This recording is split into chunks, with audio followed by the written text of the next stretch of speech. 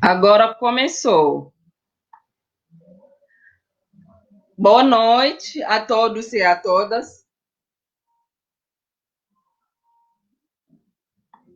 Começou agora. Boa noite a todos e a todas que estão nos assistindo. Sou a Providência do Coletivo Raiz São Paulo. E, por incrível que pareça, hoje estamos apresentando o quinto sarau do coletivo, através do projeto África na Literatura. Então, projeto que meses atrás era apenas um projeto no papel, né? E hoje vem se realizando graças ao financiamento da Secretaria Municipal de Cultura do Estado de São Paulo e graças também a uma equipe incrível e muito dinâmica, composta por africanos e brasileira afrodescendente. Então, temos o coordenador, o Isaka, temos também o Isidro, o Isaka é do Niger, temos também o Isidro, que é de Angola, a Juliana, que é daqui do Brasil, a Luciana, de Angola, e eu, do Senegal. Então, meus parabéns para vocês, né? Mas também esse projeto não teria todo esse sucesso de audiência sem o nosso querido público. Então, em nome do coletivo, agradeço a cada um de vocês que sempre estão nos assistindo e compartilhando o nosso trabalho, né? E também lembrando que um dos objetivos desse coletivo é tipo a contribuição da narrativa literária para o ensino da história, para o ensino das culturas africanas. É importante falar das culturas africanas, né? Que está sendo todas essas culturas que está sendo que a gente tenta revelar através dessas obras, né, no decorrer desses saraus. Portanto, nesse sarau, vamos trazer uma discussão, um bate-papo sobre o romance Ampulel, o Menino Fula, do magistrado, pensador, escritor e memorialista malinense Amadou Ampateba. E também, como de costume, iniciamos a nossa conversa sempre com uma apresentação musical. E hoje temos novamente a honra de receber o cantor Tuque Lucas, que eu vou chamar aqui. Oi, Lucas, boa noite. Boa noite, galera que está assistindo a live. Muito obrigado pela presença de todos vocês e muito obrigado pelo convite mais uma vez do coletivo. Obrigada a você, obrigada. Então, Lucas, todo o palco é todo seu. Maravilha. Vamos de música, então.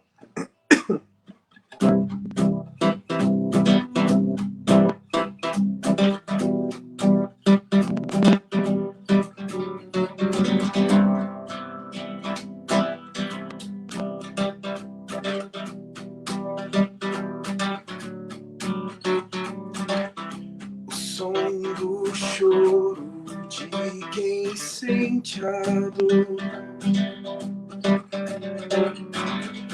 a indiferença de quem vê, a violência que antes era horror, é audiência na TV.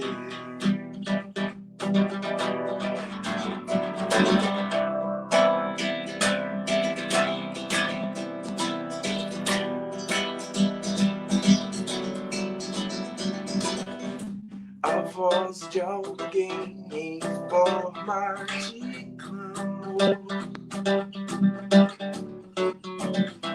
insiste em incomodar, mas afogado no meu próprio eu, insisto em ignorar.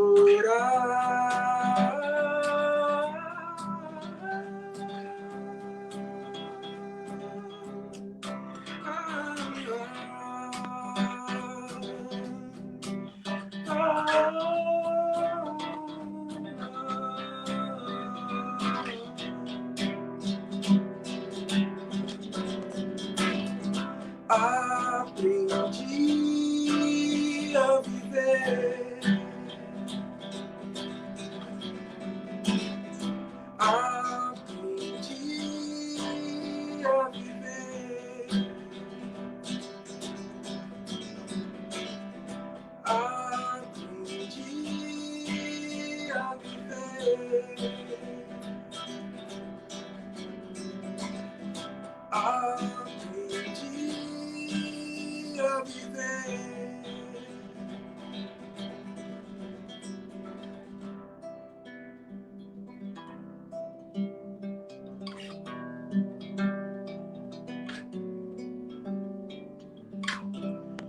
Quem vai buscar a inocência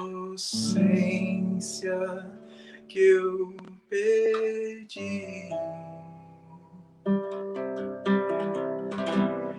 e me salvar quando me esqueço de amar?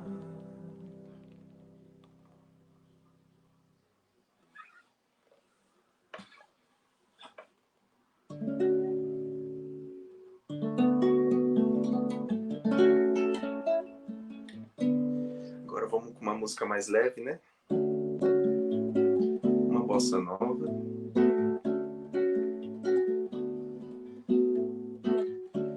Já nasceu linda manhã,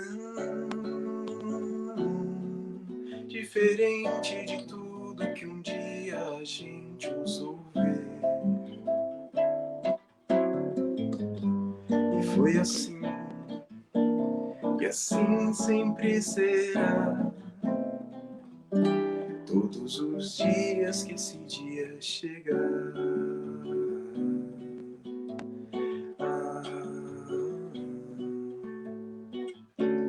Hoje o sol se escondeu.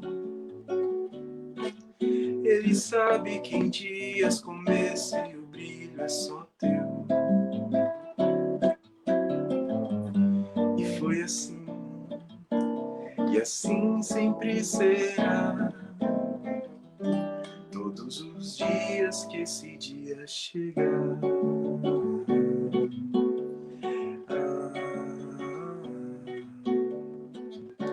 Linda manhã, vem me encontrar. Quero poder sentir outra vez esse teu puro ar. Pra que enfim, sobre o meu jardim, eu vejo uma linda borboleta voar. Pra que enfim, sobre o meu jardim, eu vejo uma linda borboleta voar.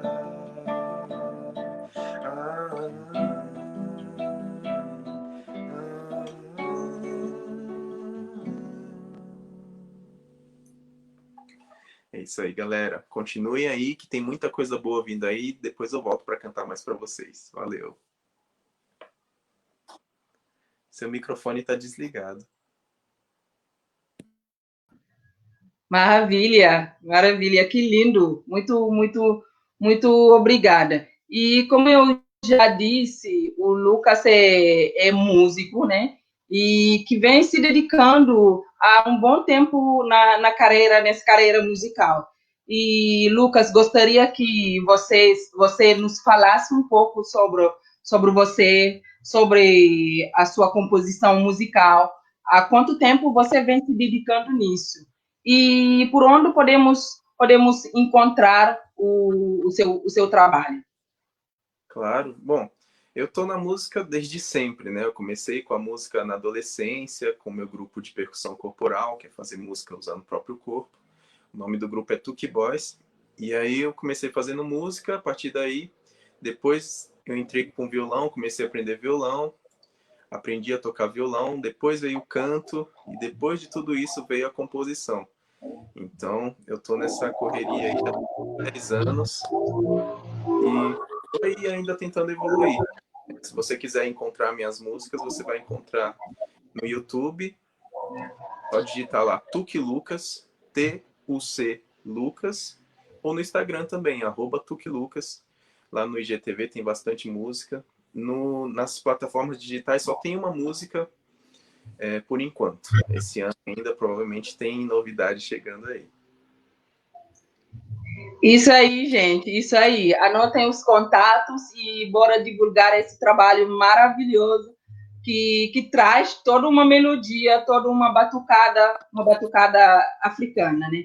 E, mais uma vez, muito obrigada pela apresentação. E o Lucas já estará de volta para nos trazer outras novidades, né? E continuando com as nossas ilustras convidadas, vou chamar aqui a Naná e a Jordana.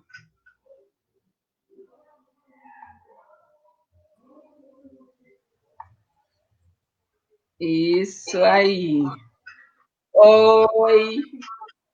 Boa noite. Então, temos aqui a Naná Martins, que é mestra em literatura pela Universidade Federal de Santa Catarina, escritora, feminista e ativista. E temos também a Jordana Barbosa, mestra em antropologia social e jornalista pela Universidade Federal de Goiás, né? E doutoranda em antropologia social pela Unicamp, militante da tradição oral e dos movimentos militantes, também dos movimentos negros. Gente, é com muito orgulho que recebemos aqui essa dupla excepcional, né, que há muito tempo vem pesquisando, vem se dedicando sobre os contornos da literatura africana. É uma honra receber vocês aqui, né? E como eu já disse, né, a nossa conversa de hoje é sobre o livro, o romance Amkulel, o Menino Fula, do escritor malinês Ahmadou Ampateba, né, e cuja narrativa nos coloca à escuta da África, da sua identidade profunda, dos seus valores que muitas vezes, né, escapam ao olhar e ao entendimento do Ocidente, né? E para não me alongar muito, deixo a palavra às debatedoras para nos falar sobre essa belíssima obra.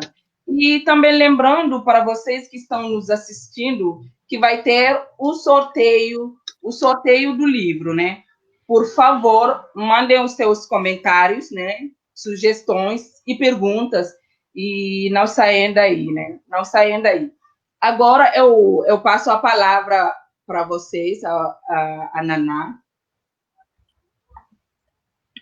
Tá, obrigada, Providência. Eu sou a Nana, né? Eu vou falar um pouquinho sobre o meu estudo. Eu estudo literatura africana há muito tempo, desde quando eu fiz a faculdade. Eu estudei em Angola, estudei em Moçambique, e agora estudei um pouquinho a história do Mali. É um prazer ler esse livro. Eu vou apresentar o livro para vocês. Quando eu estava fazendo a programação do livro, eu pensei muito sobre isso, né? Como eu vou apresentar esse livro para vocês? Então, eu quero que vocês entendam que quem está apresentando esse livro é uma menina negra brasileira, que se debruçou sobre um livro que falou de uma história ancestral que também é sua. E foi esse tipo de leitura que eu fiz. Foi um reencontro com uma África, ou com um pedaço de uma outra África desconhecida.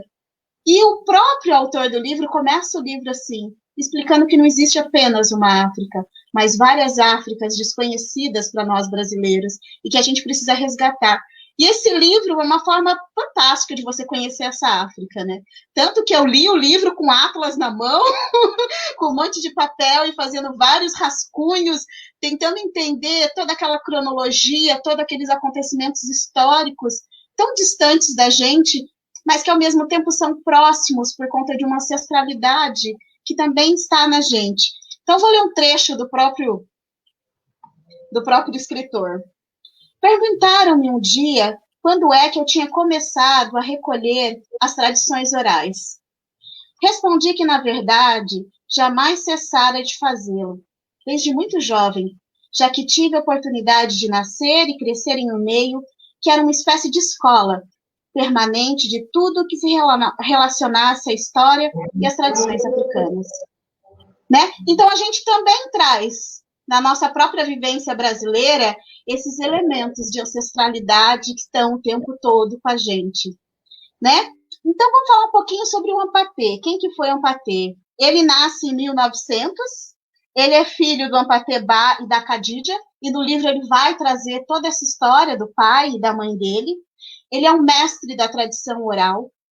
Ele escreve esse livro, que é uma autobiografia, né? Anquele, o menino Fulá, que ele vai, né, escrever depois dos 80 anos, ele vai trazer todo esse conhecimento e toda essa vivência que ele teve no Mali. E o mais interessante no livro é que parece que ele sabe as nossas dúvidas. Ele vai explicando ao longo do livro, tu não sabe quem é o Fula? Então, eu vou explicar para você quem é o Fula. Então, existe um diálogo entre leitor e autor. Parece que ele está na sua frente, contando essa história para você. Que isso faz parte dessa tradição oral, né? De contar a história para o outro, porque o outro está ali ouvindo você. Então, ele traz isso para o texto escrito, e isso é fabuloso, é muito difícil de fazer na literatura, a gente sabe disso. Ele é descendente do povo Fula, né? Ele fala dessa dupla descendência, tanto por parte de pai, tanto por parte de mãe. E vamos falar um pouquinho da organização do livro. O livro ele tem um prefácio, que é escrito pelo Fábio Leite. Ele vai ter um prólogo. E nesse prólogo, ele já começa a se predispor falando sobre a memória. O que é essa memória? Que todo mundo, quando lê esse livro, fica impressionado. A Providência até fala isso. Eu fiquei impressionada de como ele conseguiu, ao longo desses 80 anos, trazer toda essa memória para dentro do livro. E ele fala que, desde pequeno, ele foi ensinado, foi vivendo e foi vendo essas histórias que eram recontadas, e assim essa memória ficou na cabeça dele, ficou no coração e ficou na vida dele. E é por isso que ele conta com tanta maestria essa história, né? A gente está falando de uma autobiografia. O ponto alto de uma autobiografia é o autor ser o personagem principal, o narrador. O próprio narrador conta a sua própria história, pelo seu viés. Mas esse texto tem uma sacadinha a mais. Ele conta essa história em primeira pessoa, mas também no início ele usa o narrador em terceira pessoa para contar as histórias de pessoas que vieram antes dele, histórias que foram contadas para ele. E aí está a sacada do contador, né? Do contador de histórias, que ele conta a história dele, mas ele também conta essas outras histórias, e aí a gente vai descobrindo a questão de como foi essa formação do Mali, essa formação da cidade, dessa cidade que eles vivem. E outra coisa que eu achei muito interessante é que quando a gente fala em literatura afro-brasileira, ou quando a gente fala em populações negras no Brasil, a gente fala assim, a gente não é descendente de escravo, a gente é descendente de um povo que já foi rei, que habitava em África, e ele traz essa história. Quando você olha para uma criança e fala isso, às vezes ela não entende, mas se você pegar o início do texto e mostrar, olha como foi a formação, olha como ele tem a formação nobre, como a família dele governava esse espaço, como foram se formando. Então, você não precisa falar que a gente é descendente também de reis e rainhas. Está escrito nesse livro. Então, você já comprova ali essa questão da ancestralidade, que para a gente é tão complicada. Então, isso é fabuloso. Quando eu li essa passagem do livro, eu falei assim, não, isso ele está falando para mim, como se a gente se encontrasse nesse lugar, né?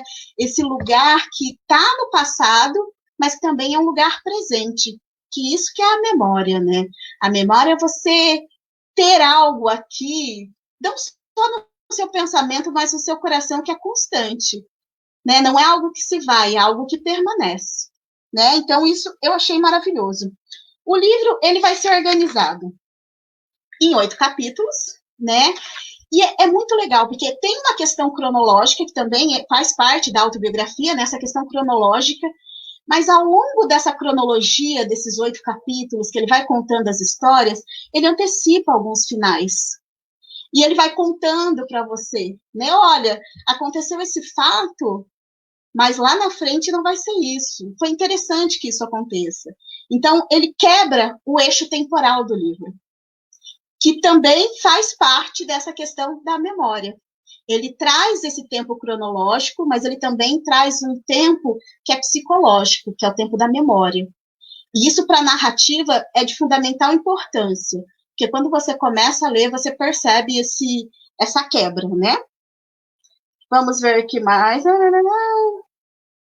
Daí aqui, gente, eu vou ler um pedacinho, um outro trecho dele, para a gente tentar entender tudo isso que eu estou falando para vocês, que é quando ele se apresenta.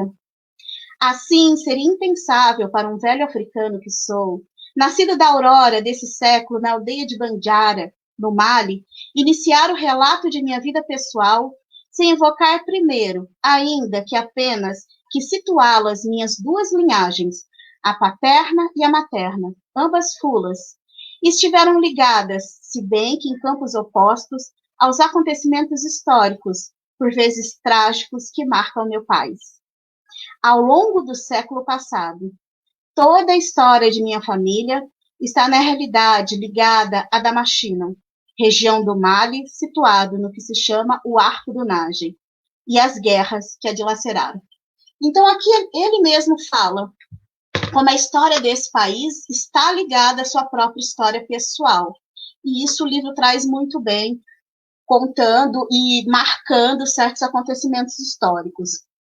Uma das partes do livro, que é a primeira parte, que é a que chama Raízes, que é lindíssima escrita, ele vai falar dessa história, do surgimento do povo Fula, né? Como ele se desenvolve, dessa dupla herança que ele é Fula, tanto por parte de mãe como por parte de pai. E daí ele vai descrevendo toda essa linhagem para a gente. E ele começa falando pelo avô. E o avô dele é o que a gente pode falar, eu não tenho o nome dele aqui. O Patepulô, que é o avô dele, ele é um... Não é um adivinho, tem um nome específico, mas eu esqueci de pôr aqui. O avô dele é um adivinho, e é uma pessoa muito ligada a essa coisa do sensível, do imaginário, dessa... Como que eu posso falar isso? Meu pai era muito assim, meu pai era muito sensitivo. Ele é esse sensitivo, ele era um vidente, ele via as coisas, né? Então, esse tipo de noção está ao longo de toda a narrativa, né?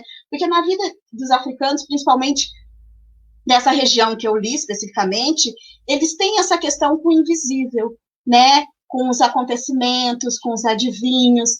Até a mãe do Amadou, antes de se casar, ela tem um pressentimento, ela tem um sonho, e daí vai uma pessoa na casa dela, e um outro vidente, que tem um nome, né, lá, que eu também esqueci, mas tudo bem. Esse vidente vai até lá, e a partir desse sonho, ele conta toda a vida da mãe dele. E ele fala, né, o Amadou fala, que em algum momento, ele fala que, apesar de ser um presságio que parecia ruim, não foi um presságio ruim, e que tudo aquilo acabou acontecendo. Todo aquele sonho, né, que ela teve. E foi o sonho que dizia que ela iria se casar 2 vezes, desse casamento, um ia ser com o pai do Amadou, que não seria um casamento feliz, que ela teria 3 filhos, só um deles sobreviveria, e depois ela teria um segundo casamento. E realmente, ela teve um segundo casamento, O Amadou foi o único filho que sobreviveu. Então, é muito emocionante quando ele conta essa parte da história, a maneira como ele fala dessa mãe, dessa ligação entre as mulheres africanas, né? É muito bonito como ele descreve tudo isso. Então, isso é um ponto muito forte. Depois a gente vai ter um capítulo que vai falar sobre a mãe, né? A gente vai falar depois da questão do exílio. Então, tem um êxodo, tem um deslocamento dentro do livro de lugares, né? Vai se passar primeiro nessa cidade, a Banjara, e depois eles vão para um outro lugar. Então, ele mostra essas diferenças dentro dessas regiões. Inicialmente, ele não vai para esse segundo lugar, ele vai depois, mas ele tem uma relação muito boa entre a família da mãe e a família do pai. Mesmo nesse período, os filhos, depois da separação, terem ficado com a família do pai, que era a responsável por tudo isso, por cuidar das crianças nesse momento. E daí ele conta essa parte da história dele, mas tem um detalhe, ele é muito pequeno. Ele tem 3 anos. Então, ele vai contar pela memória de outra pessoa, né? Ele conta, e daí é aí que vai ter esse narrador em terceira pessoa contando essa história. Então, é muito interessante a maneira como ele conta, como ele desenrola todos os fatos. É muito interessante. Espero que vocês leiam o livro para entender realmente tudo isso que eu estou querendo dizer para vocês. Mas é tudo isso muito interessante, né? Essa questão. Então, aí a gente compreende da cultura que existe essa questão do pai ser responsável pelos filhos depois da separação. A mãe só fica responsável pelos filhos desde que eles tenham apenas 7 anos, e depois essa educação passa para a família do pai. A gente entender essas relações familiares que para a gente aqui no Brasil parecem muito longe, muito distantes. Mas ali o livro deixa todo esse contexto cultural muito, muito claro, e o Amadou explica muito bem. Ele sabe para quem ele está escrevendo esse livro, né? Que as pessoas precisam desse contexto. Então, depois tem a parte do exílio, tem a parte, né, que eles retornam para a cidade. Ele fala também de uma questão de uma ancestralidade por conta dessa questão de que a mãe se casa com um príncipe, né? E esse príncipe, ele acaba tendo seu destino mudado por conta da questão do imperialismo mesmo, né? A gente vê que a França já está nesse Mali, nesse momento, então a gente percebe que tem essas influências, né? Existe uma guerra, e durante essa guerra, esse príncipe, ele que já estava no poder, ele comete um ato que não foi autorizado, e por conta disso, ele perde o seu reinado e acaba preso. E é esse ponto que eu quero falar um pouco mais. Quando esse rei é preso, essa mãe do Amadou, ela se transforma numa outra mulher. Chamam ela de mulher de calças, né? Então, ela vai atrás desse marido para tentar achar, e aí ela se vale dessas relações entre o povo Fula para poder chegar até esse marido. E isso é uma parte muito impressionante nessa relação entre essas etnias todas que existem nesse livro. O Amadou deixa claro que existe uma relação ancestral ali. E essa relação ancestral é importante mais do que essa relação de poder que a França tinha nesse momento em relação a esses soldados e a essas pessoas que estavam ali. Então, o livro, o tempo todo, mostra essa questão da relação entre as pessoas. O Amadou, ele o tempo todo mostra essa influência que ele tem da cultura islâmica, do rezar, essa relação entre as mulheres da família, né? Que mãe não é apenas aquela que pare a criança, mas todas as comulheres que existe ali. Então, isso é muito importante.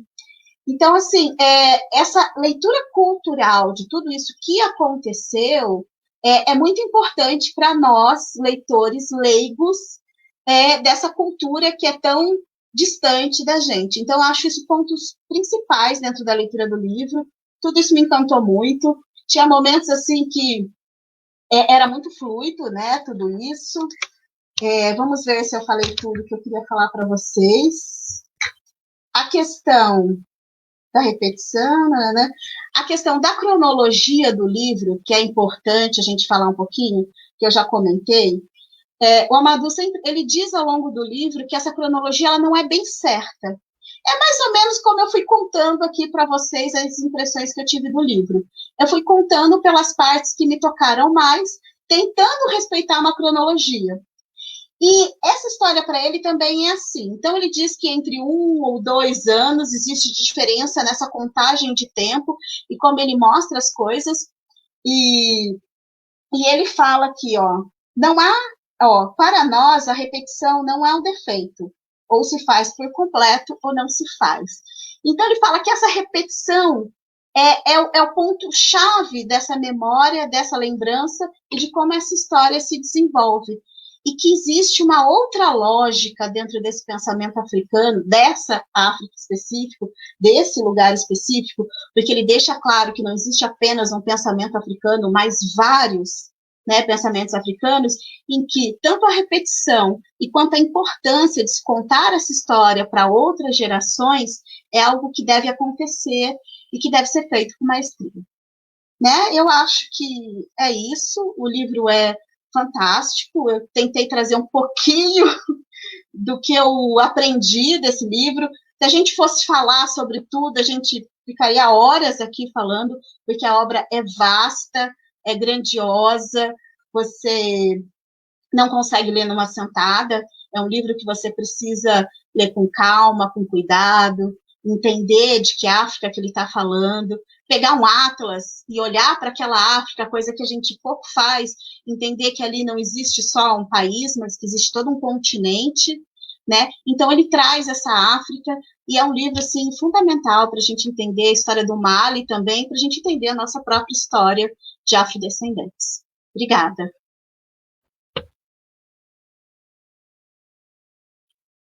Ao te ouvir falar, eu estava assim, revisitando toda a leitura que eu fiz do livro. Foi incrível os apontamentos que você trouxe e eu fiquei encantada com o jeito que você conseguiu resumir mais de 300 páginas, né? É um livro bem voluminoso. Conseguiu resumir mais de 300 páginas em poucos minutos. Foi bem impactante a sua fala. E uma coisa também que eu também acho que qualquer pessoa que para ler essa obra é uma mistura de vários sentimentos, vários sentimentos. E uma coisa também que eu notei lendo, que eu percebi, né, lendo essa obra, é que à medida que lemos, que vamos lendo o livro, percebemos que o discurso, né, oferece diferentes visões, né, sobre o processo histórico africano, né, e que a relação, né, que você também mencionou, né, entre a literatura e a história, vemos que isso foi um dos elementos cruciais, né, do projeto literário de Ampateba, né? E também esse livro, O Menino Fula, nos permite também entender através da narrativa do autor, não só, né, a trajetória de um homem, né, e os seus conflitos, né, mas as tradições culturais, né, de uma região africana, mais especificamente, né, os povos do sul da Saara. Aí vem essa questão que você sublinhou, né, que a gente não pode se permitir de falar de uma África, né, Ele mesmo fala num determinado momento, ele fala isso, né, que quando se fala da tradição africana, nunca se deve generalizar, né, não há uma África, não há um homem africano, não há uma tradição africana válida para todas as regiões, né? E todas as africanas. Mas claro que a gente sempre vai achar algumas semelhanças nessas várias Áfricas, né? Várias Áfricas, né? Enfim, e foi incrível a do jeito que você conseguiu condensar, né? Fazer a resenha dessa obra aí. Muito obrigado, né?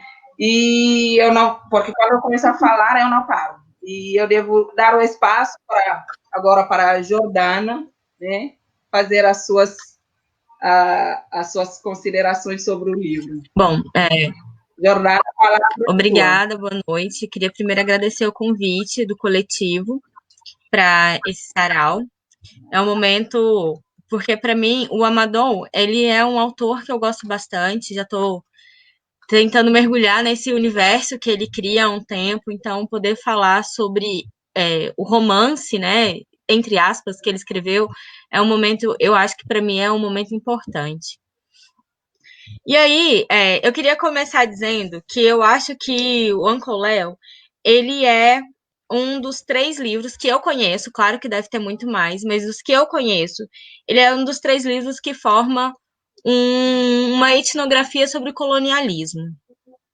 Então, junto com ele está o livro do Ngugi wa Thiong'o, eu não sei se é exatamente assim que pronuncia, mas o nome do livro é Sonhos em Tempos de Guerra, e o livro O Mundo se Despedaça, do Chinua Achebe. E aí é interessante que os Sonhos em Tempos de Guerra, que é de um queniano, e o Chinua Achebe é nigeriano. É interessante falar que esse Sonhos em Tempos de Guerra também é uma autobiografia sobre a infância, né? Parecido muito com o que o Amador Ramteba faz. Eu fiz algumas anotações para ter uma organização de fala. Provavelmente eu vou falar alguma coisa repetida que a Nana falou, mas enfim, a gente fala de formas diferentes, então acaba que pode ser uma informação nova. Bom, é interessante a gente pensar que com essa etnografia da colonização, a gente vai descobrir resquícios, né, da colonização e do racismo presentes em África e na diáspora. E aí é muito interessante a gente pensar que quando as meninas falam, e que tá no livro, né, tá no prefácio do livro, dizendo que não existe um elemento, não existe uma África, não existe um elemento que represente a África. E aí, quando a gente pensa que a gente vê em jornais, na mídia, em livros, a gente vê a África como se fosse um país, né? Nas escolas, eu acho que começaram a ser, talvez ainda nem foi ensinado isso, a parte da lei da história de África e afro-brasileira, né? Mas, e assim, é um erro que é racista, que é colonial, mas é um erro também que a população preta faz, né? Porque existe um desconhecimento muito grande. Então, eu acho que ler O Menino Fulá é um momento de conhecer, de aprender. Então, talvez você não aprenda como é o Mali hoje, mas você aprende que o conhecimento ele é geográfico, o conhecimento ele é específico de um lugar. Então, não existe. Então, se o Amadou está falando de uma escola corânica, ele não está falando de uma escola que está em todo o continente africano. Ele está falando de uma escola que ele conheceu e que está localizada exatamente num país que chama Mali. E eu acho que é muito interessante a gente pensar nessas especificidades do conhecimento. Mas também existem algumas constantes no continente africano, que é do povo preto, que eu acho que isso é muito importante a gente pensar a partir de nós, seres diaspóricos. E aí a gente pode enumerar isso como respeito à mãe, e aí tem umas partes sobre a mãe, sobre a mulher, que eu acho muito bonita, como, por exemplo, quando ele diz que a mulher é a oficina do ser divino, do ser criador. E nessa oficina que se fabrica pessoas. O homem, por sua vez, é um semeador aleatório. Ele vai esparramando suas sementes por aí, mas a mãe não. Ela molda na sua oficina, que é mágica, que tem energia, que é protegida dentro do ventre, assim como a terra-mãe.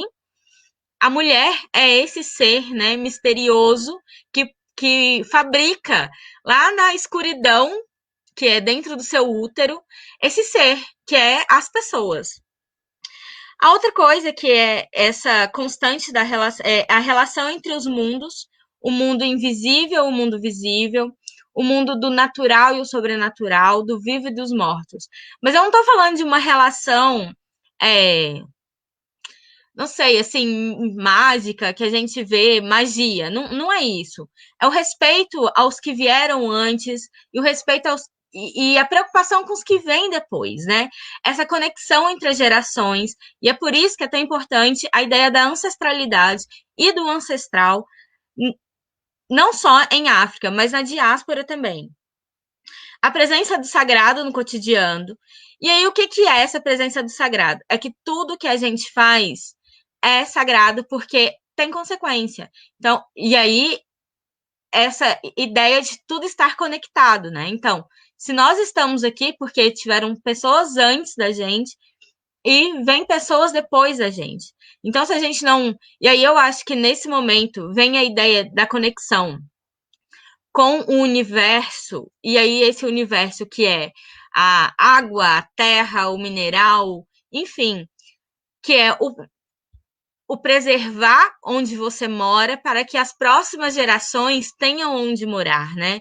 E aí eu acho que essa ideia, que aí entra também o sentido de comunidade, né? A gente não existe sozinho. Quem existe sozinho é o ser branco que acha que é capitalista, ele acha que é um indivíduo sozinho no mundo. O ser negro não é assim, ele não está sozinho. Tem um ancestral que veio antes dele e tem a geração que vem depois. E aí é bom a gente pensar nisso, porque assim, o Amadou, ele retira as análises antropológicas do texto, né, para não estragar o fluxo narrativo. Mas nem por isso não é um livro antropológico também, né? E eu não vou conseguir não falar da antropologia, porque eu sou antropóloga, então eu não consigo escapar dessa análise. Mas eu acho que é muito interessante, porque ele é um livro histórico, é um livro de análise que a gente pode aprender muito com ele. E aí esse livro, o Amadou, ele deixa muito específico. Várias vezes ele fala isso, que é um livro muito bem localizado geograficamente, culturalmente e religiosamente. Então ele está na savana, entre o Mali e o Níger, que está ali perto do Saara, entre o Saara. Ele é fulá, ele é muçulmano. Então, se a gente partir de um outro olhar para pensar esse livro, para analisar ele, esse olhar pode estar muito equivocado. O livro é carregado de metáforas e uma linguagem muito elaborada, por mais que a narrativa seja fluida. O Amadou, ele não fala com uma linguagem coloquial, por mais que seja fluido. E que isso é muito interessante. O nível de elaboração e de refinamento da linguagem que o Amadou usa é tão maravilhoso, e ele diz em algum momento que ele escolheu fazer uma linguagem mais simples para não confundir o leitor, mas eles conversam através de metáforas, de charadas, de enigmas o tempo todo. Então, assim, um cumprimento não é olá, tudo bem, seja muito bem-vindo, nós estamos muito felizes em recebê-lo. Então, o ritual de receber uma pessoa, e é por isso que tem o sagrado no cotidiano, né? Tem o ritual do receber, o ritual do despedir, o ritual do acordar, do comer, enfim, tudo é carregado de sentidos. E aí, quando ele vai falar que essa memória, que a gente fica tão impressionada quando a gente lê o livro, porque ele está narrando desde quando ele nasce, até mais ou menos uns, se eu não me engano, até uns 20 anos, mais ou menos, que é o final da juventude dele, da adolescência, o início da vida adulta. Mas ele escreve quando ele já tem 80 anos. E aí a gente fica, como parece ser tão fresco, né? Parece que ele foi escrevendo ao longo da vida. Enquanto ele ia vivendo, ele foi escrevendo. Mas é porque ele sabia contar histórias antes de saber ler. Porque ele foi educado, alfabetizado, né, numa escola corânica, que o método era a repetição oral, não a escrita. A escrita é importante? É. Mas nesse momento, na vida do Amadou, o falar era mais importante. E aí, quando ele diz que a repetição não é um defeito, a repetição é condição de existência, é condição de aprendizado, é condição metodológica. E aí isso é muito interessante, porque ele vai dizer que essa repetição ela é tão viva e presente na vida deles, que quando ele precisa recontar alguma coisa, ele não precisa lembrar. É simplesmente um filme que passa novamente na cabeça dele, e ele só descreve o que ele está vendo, porque ele já repetiu tantas vezes, ou ele já ouviu repetidas vezes, que ele não precisa rememorar. E é por isso que a memória é tão viva e presente. E aí o que eu disse antes, né, é que quando a gente pensa em fazer análise, se a gente vai pensar em análise a partir de lugares que não sei, que por exemplo, for um lugar estritamente fechado no Ocidente, capitalista, branco, a gente não vai conseguir compreender a magnitude dessa obra do Amador. Tem uma parte muito linda que ele fala: na África Antiga dizíamos, esteja à escuta. Tudo fala, tudo é palavra, tudo procura nos comunicar um conhecimento. E é isso, essa coisa do cotidiano, que tudo é aprendizado. Você não vai aprender só lendo um livro, você vai aprender sentado na hora de comer, observando os adultos. Porque as crianças, quando elas comiam com os adultos, os meninos com os homens, claro, né? Porque eles eram muçulmanos, então existia uma separação dos homens com as mulheres. Então, os meninos comiam com os adultos, mas de boca fechada, porque é preciso aprender o momento certo de falar. Porque fala é precioso, é poder, é magia, mas fala também é armadilha, né? Então, o peixe morre pela boca não é à toa. E aí, é muito interessante ele falar, a Nana já falou, mas eu quero falar também um pouquinho sobre isso, sobre a nobreza. Porque quando a gente fala, que é um pouquinho muito o que a Nana falou, que quando a gente fala somos descendentes de reis e rainhas, a gente pode, bom, na minha visão, né, a gente não tá falando exatamente que o meu ancestral, há 5 gerações atrás, era um rei que usava coroa, mas era uma pessoa tão nobre quanto um rei. E ele podia ser um pescador, ele podia ser um ferreiro, ele podia ser um mestre de faca que fazia um ritual de iniciação dos meninos. Mas ele era tão nobre quanto o rei. Assim como, porque os fulás, eles acreditam, não só acreditam, mas eles usam isso na vida deles, né? Todas as pessoas são nobres. Um rei é tão nobre quanto um pastor de ovelhas, e um pescador é tão nobre quanto um ferreiro, assim como um ferreiro é tão nobre quanto um rei. E isso é muito importante, porque isso é a dignidade da pessoa, né? Que é respeitada em todos os lugares em África. E aí, quando a gente vai pensar nessa nobreza, essa nobreza não é passada só entre os... Não existe apenas entre os fulás. Essa nobreza é respeitada entre as etnias.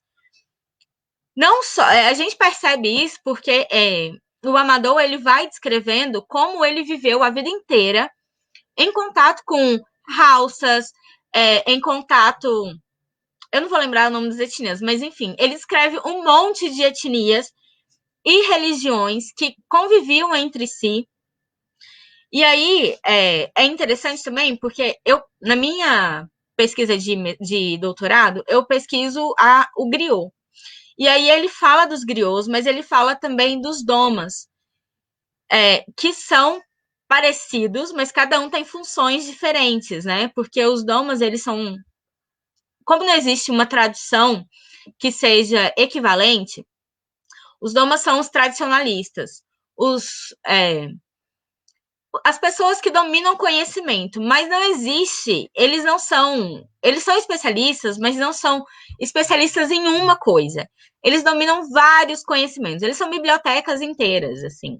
Então, se ele sabe iniciação dos meninos, ele sabe biologia, ele sabe medicina, ele é um marabu, que é um líder religioso. Então, eles são o acúmulo de vários conhecimentos. E os griots, eles têm funções específicas, como eles são mensageiros, eles são porta-vozes, eles são as pessoas que cantam, que dançam, mas que guardam a história de um legado de um rei inteiro. Ele é a pessoa que guarda a genealogia inteira de uma família, de um clã, de uma etnia, enfim. O Tierno Bokar era o marabu, ou o professor, o mestre do Rampatebá. E aí, ele fala uma coisa que fica muito marcada no Amadou, que é: a escrita é uma coisa, o saber é outra. A escrita é a fotografia do saber, mas não é o saber em si. Se o livro queima, o livro físico, né, que é essa fotografia do saber, a gente perde o livro. Mas a gente não perde o conhecimento, porque o conhecimento está na pessoa que leu o livro ou que escreveu aquele livro, né, que fotografou o livro. E aí, por que eu estou falando que a palavra é tão importante? Uma boca sem palavra é igual uma coroa sem rainha, ou uma rainha sem coroa, desculpa. Igual uma rainha sem coroa.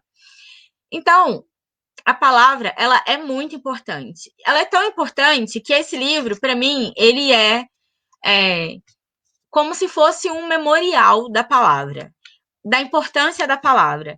Como as pessoas... A palavra, ela resolve, mas ela provoca conflitos. A palavra enriquece reis e a palavra derruba reis. E é por isso que é tão importante, eu acho que é esse olhar para o que o Amadou está falando, né? Bom, e aí a palavra, ela tem esse poder, mas ela tem várias categorias, né? Por exemplo, tem um segredo. O segredo é aquela palavra que você tenta aprisionar, mas o Amadou diz que ela tem a natureza da fumaça, que ela vai escapando. E aí ele usa uma metáfora linda, que é com o fogão a lenha, né? Que quando tem um fogão a lenha e tem uma casa de sapê, que é coberta por um telhado de palha, então essa fumaça, ela está aprisionada dentro da cozinha, mas ela vai escapando lentamente por esses pequenos buraquinhos na palha ou na casa de sapê, que é feita de barro. Ela vai ali penetrando lentamente e se expandindo. Em algum momento, esse segredo deixa de existir, porque a fumaça foi embora, né? Então, todo mundo já sabe o que é. Bom, é muito interessante, outra coisa que a gente pode perceber é como a colonização foi destruindo a estrutura. Não só... e aí eu acho que um elemento da colonização que a gente pode dizer que valeu para todos os lugares é como ela destruiu as estruturas sociais daqueles lugares, né? E aí o Amadou vai descrever quando ele se encontra com vários chefes, que eram chefes, mestres da faca. O mestre da faca é esse homem que ele é ferreiro, mas ele é responsável pela circuncisão dos meninos, né? Que é quando eles passam da infância para a vida adulta. Eles são líderes religiosos, são consultores, por vezes são adivinhos, enfim, eles carregam várias funções super importantes. Eles são chefes políticos também, mas quando a colonização, o colonizador chega, ele destrói toda essa estrutura que existia. Alguns chefes permanecem nos seus lugares, mas eles não têm mais nenhum poder. E aí eu não estou falando desse poder branco de governar e mandar e desbandar, até porque a gente nem sabe como, de fato, eram os reinados em África, né? O que a gente conhece de poder é esse modelo branco que a gente tem hoje, ou que a gente conheceu em algum livro de história. Mas esses anciãos, e na maioria das vezes, esses mestres da faca também eram anciões, eles não têm mais o respeito, né? Então, ele perde a dignidade da sua posição. E aí, o branco vai tratar ele como simplesmente uma peça no seu tabuleiro. Então, vários reis e líderes perdiam a cabeça, simplesmente porque o branco não gostava dele. E outra pessoa de uma etnia rival assumia o seu lugar, e aí uma guerra estava instalada.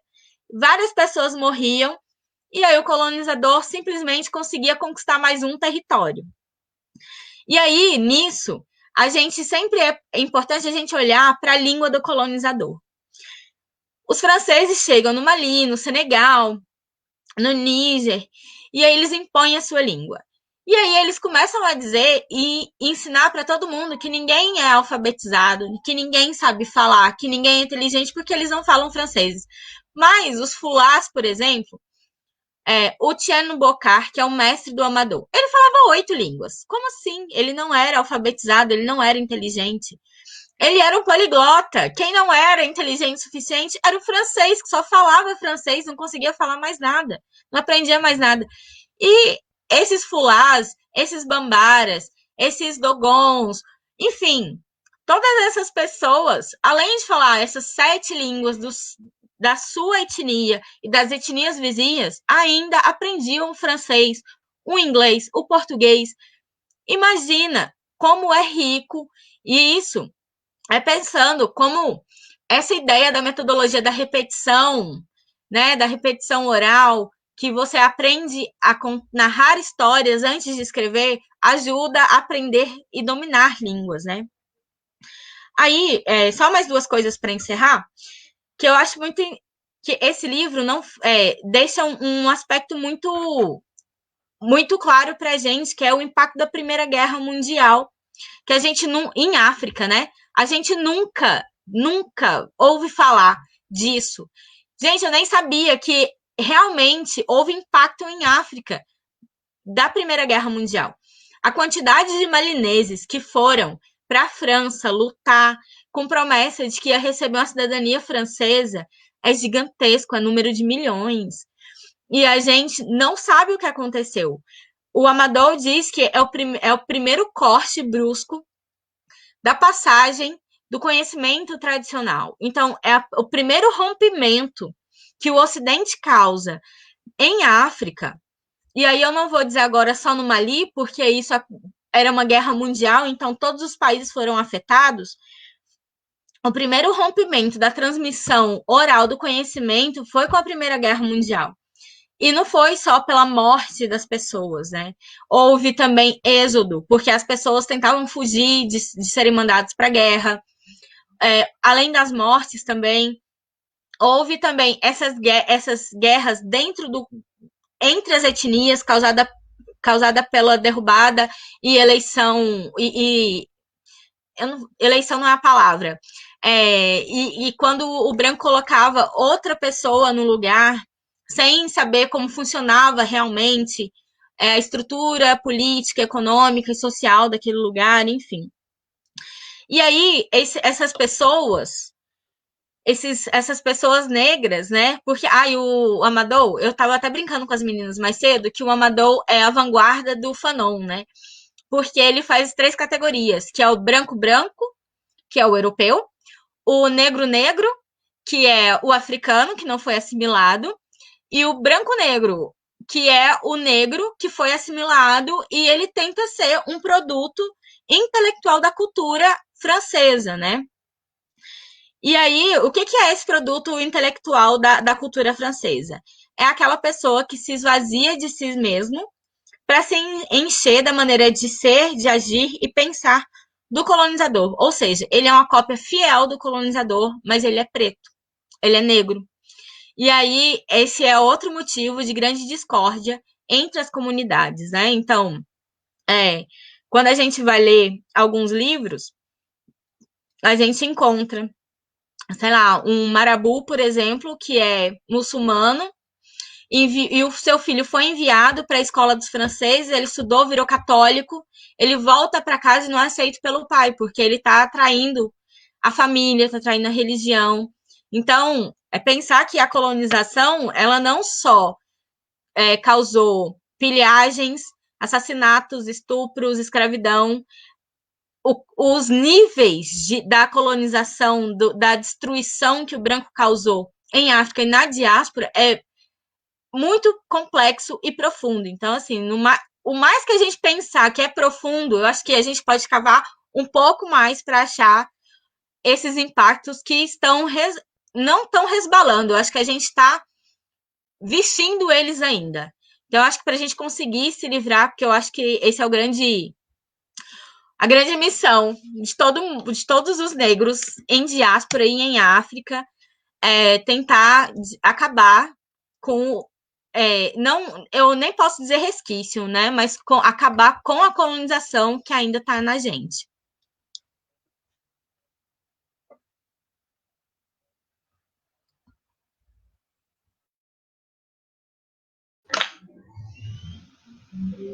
Então, muito obrigada, muito obrigada. Eu fiquei aqui pensando, tentando reformular todas esses pontos que você mencionou, né? Que você falou o último ponto também que chamou a minha atenção, né? E que a gente nota desde o início é esse choque cultural, né? A forma como o colonizador vai tentar tirar esse povo das suas raízes, né? E inferiorizando toda uma cultura, né? Aí você estava falando e uma coisa também me veio na cabeça. Só lembrando, antes de continuar, que para o nosso público, vocês podem mandar as perguntas ou sugestões e para as nossas convidadas, né? Podem mandar as perguntas.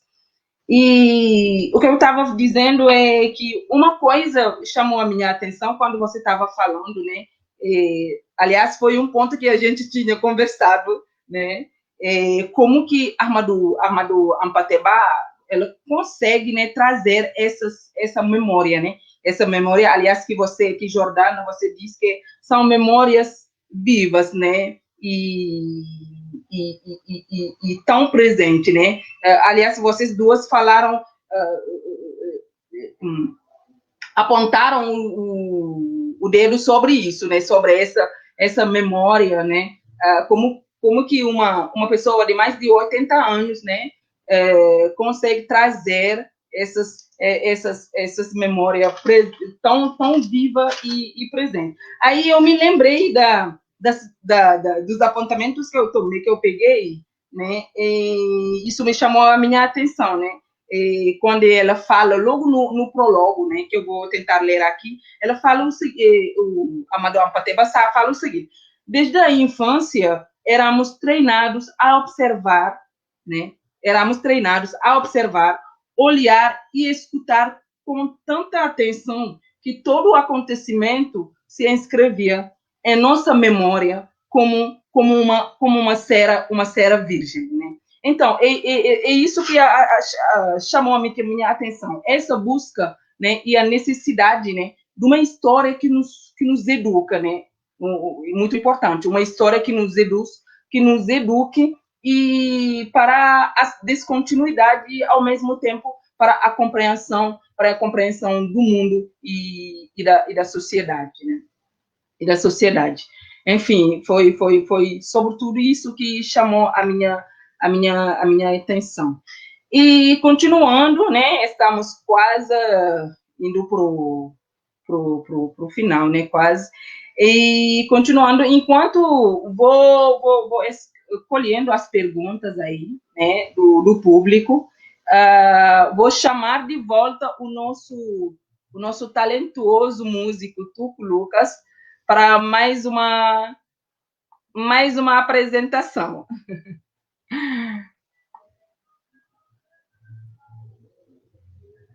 De volta, Lucas.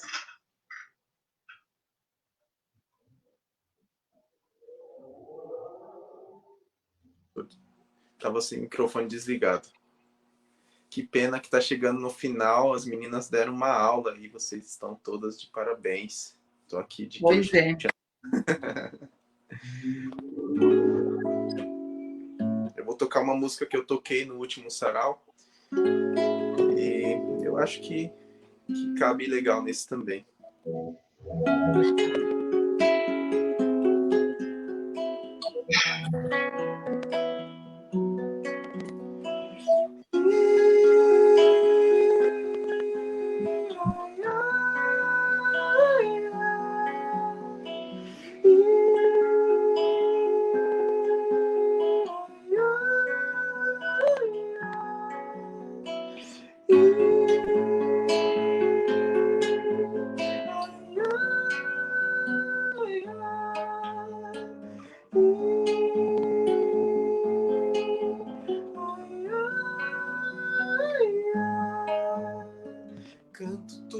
tupi-guarani, manso como um tucuruvi, saltando no Pará, atrás do Morumbi, nessa cidade de Itaquera, raiz de Ibirapuera, meu canto vai florescer às margens do Tietê. Canto de Tupinambá em ritmo iorubá, não dá pra separar, tem que deixar fluir, danço até o pé doer, a arte do maculelê e ao som do birimbau, posso jogar a minha capoeira.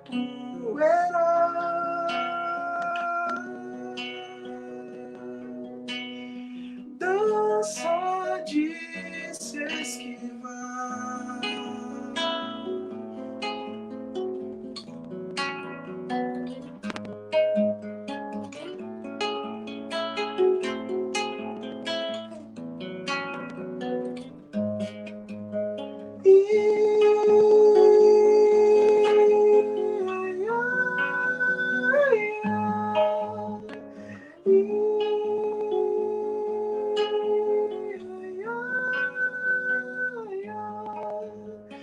Canto tupi-guarani, manso como um tucuruvi, saltando no Pará, atrás do Morumbi, nessa cidade de Itaquera, raiz de Ibirapuera, meu canto vai florescer às margens do Tietê.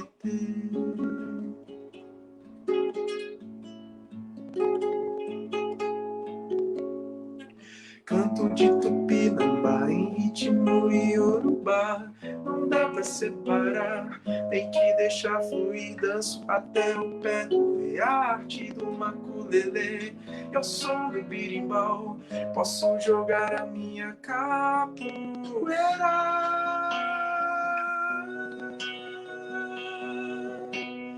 Dança de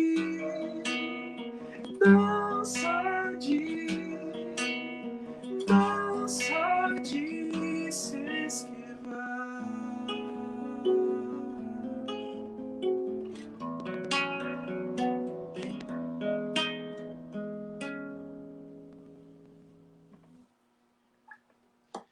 É isso aí, galera. Sigam lá, Tuque Lucas. Muito obrigada. Mais uma vez, muito obrigada, Lucas. Então, sempre continuando, né? Sempre continuando. Agora, estamos vamos passar pela fase das perguntas e respostas. E acho que essas perguntas valem para vocês duas, né? Então, são perguntas que giram em torno da questão da ancestralidade, a questão da oralidade, né?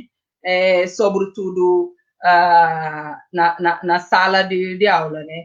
Se a gente observamos que a linguagem oral, né, de qualquer forma, é um dos aspectos fundamentais, né, da nossa vida, né? E é por meio dessa linguagem oral, né, que nós também nos socializamos, né? Então, a pergunta é a seguinte: eu posso dizer que são mais ou menos três perguntas, mas que giram em torno do mesmo eixo, né?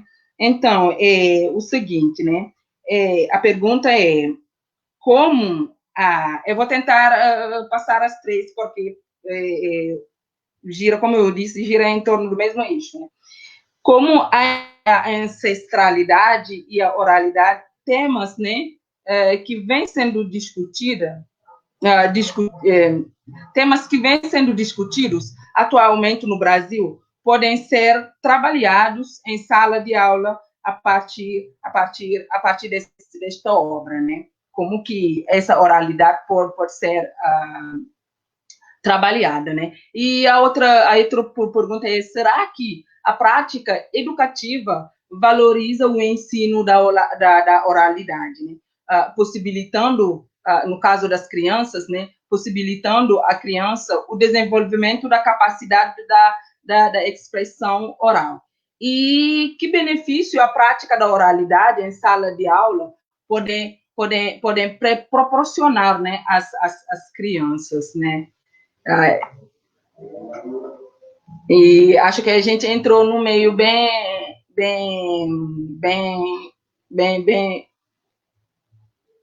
restrito no meio acadêmico, né? No meio desse ensino, né? Ensino básico, sobretudo, ensino básico, né? E sobretudo da criançada que eu posso dizer do primeiro contato, né? Com o ensino, com o aprendizado.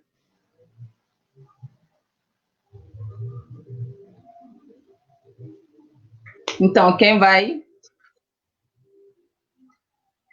se jogar? Nana, você quer responder primeiro? Parece que você ficou super empolgada com as perguntas.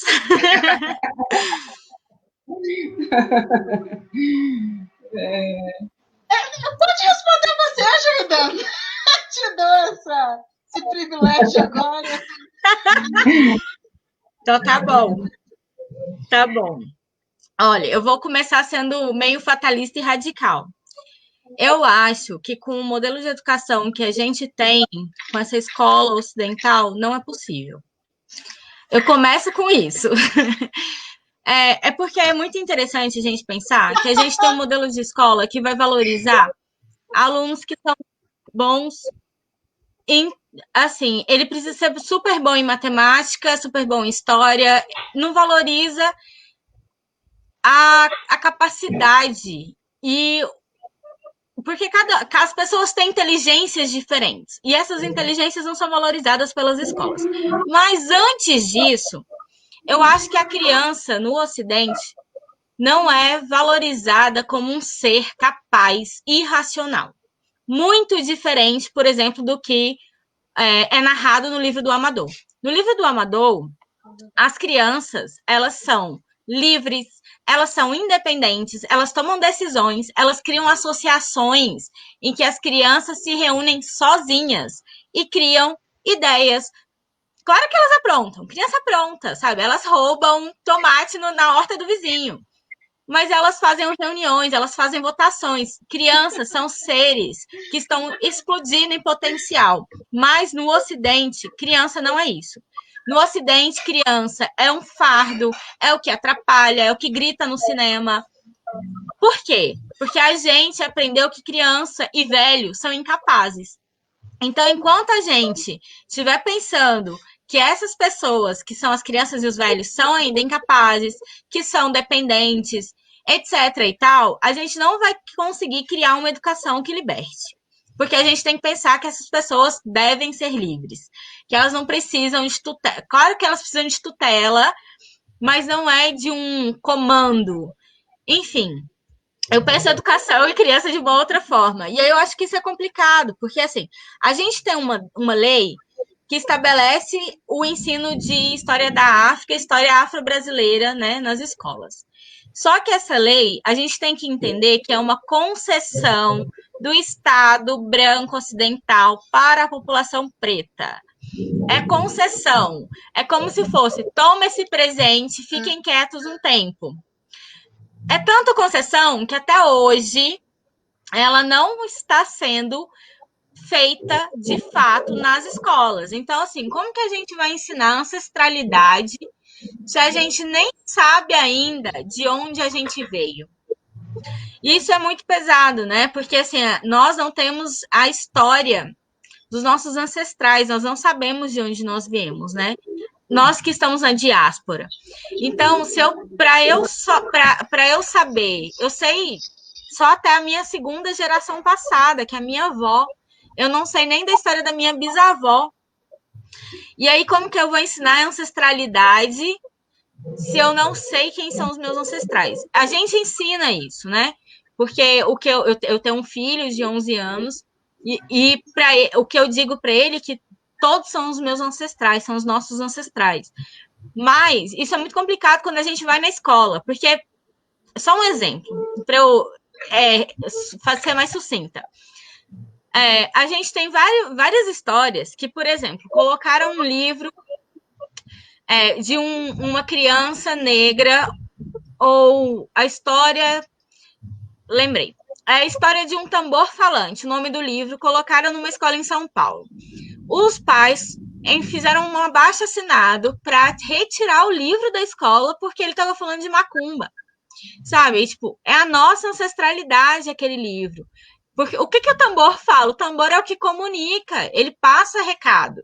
Cada toque significa uma coisa. E aí, sim, enquanto isso, os pais estão achando que quando a gente fala isso, a gente está falando de diabo, a gente está falando de macumba, claro que por ignorância, desconhecimento, mas antes de tudo, por racismo, a gente não vai conseguir ensinar para as nossas crianças ancestralidade e tradição oral. Não vai. E eu tenho, assim, uma consciência tranquila de saber que para eu conseguir ensinar isso para o meu filho, eu primeiro preciso romper com uma estrutura de educação ocidental.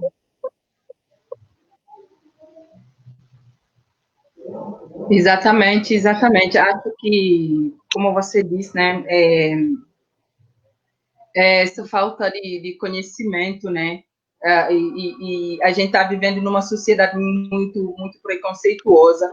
A mente está meio mente fechada, né, de mente fechada, e o duro é que a gente não tenta ir além daquilo que se apresenta a nós, né? A gente não tenta sair dessa zona de conforto, né? Coisa que acaba sendo passadas aos nossos filhos, né? Essa coisa de querer, assim, eu não estou dizendo que a gente não tem que proteger os nossos filhos, mas, às vezes, dar uma certa abertura, né? Dar um empurrão de vamos nos aventurar, vamos ver o que tem atrás dessa tela, sabe? Acho que é isso, essa perspectiva que falta muito, que está fazendo falta no universo ocidental, né? Posso responder agora?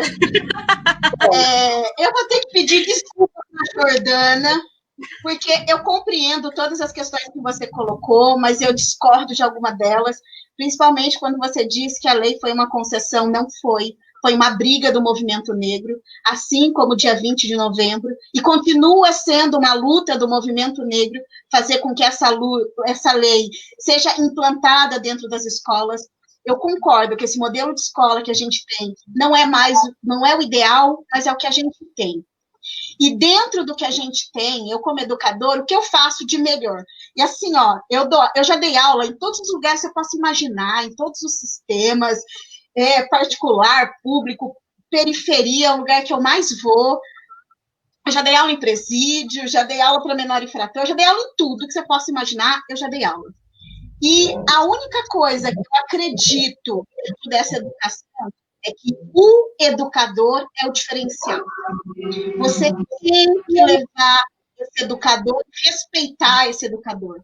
Por que eu sempre vou para a periferia? Porque eu acredito que meus alunos de periferia têm o direito de ter uma boa professora, uma professora negra. Porque só o fato de eu estar nesse lugar já faz a diferença no meu trabalho. Isso, para mim, é fundamental. Então, assim, não esquecer dessas brigas, dessas lutas. A literatura, ela é um caminho, tanto que, como escritora, o que eu escrevo é nesse sentido de quebrar essas barreiras e esses estereótipos, de tentar fazer o melhor que eu posso dentro de um sistema ruim, mas para não desistir desse sistema. E, assim, a pergunta é sobre ancestralidade e oralidade. São coisas diferentes. Oralidade Sim. É você valorizar a educação oral. A gente não valoriza isso na educação atual, a gente sabe. Porque a gente tem alunos, às vezes, tem dificuldade de escrita, e a gente sabe que você tem que fazer, às vezes, a avaliação dele oral. Alguns professores ainda conseguem ter esse olhar sobre esse aluno, alguns não. Mas a ideia é que se tenha esse olhar, que você perceba e valorize essa questão do regionalismo dentro da língua portuguesa. Por exemplo, eu sou uma professora de língua portuguesa. Respeitar a língua, essa língua que ele traz com esses regionalismos, respeitar essa oralidade. E trazer, por exemplo, atividades que trabalhem com esses regionalismos. Então, isso é um ponto. Ancestralidade, daí eu acho que já é uma pegada mais de você trazer textos históricos, de você mostrar esses elementos. A gente está numa escola que é complicada, que é uma escola racista, sim, mas debater esses assuntos. Né? A gente vê assim, quantos xingamentos tem dentro da escola mesmo, as crianças, uma falando mal do cabelo, da cor. Eu vivi essa escola, né? Minha irmã viveu essa escola, sofreu bullying na escola, deixou de ir para a escola por um tempo, por conta de bullying que sofreu na escola, por conta do cabelo. Então, a gente sabe que existem essas questões, mas a gente precisa ter um educador preparado para lidar com isso. E eu vejo hoje, depois das cotas, depois dessa lei, eu vejo uma melhora, que a escola que está lá não é a escola que eu fiz. Não, existem educadores que debatem, que se propõem a fazer outra coisa. Como essa obra em si pode contribuir? Pegar um trecho da obra e mostrar que existe essa questão de origem, de que existe uma cultura que é baseada na oralidade, que essa cultura ela não é menor por isso, né? Que ela também é tão importante quanto a outra, mostrar essa linha temporal, mostrar essa ancestralidade, mostrar assim, ó, que a criança negra... Ai, meu Deus, vai acabar a bateria. Puta que pariu.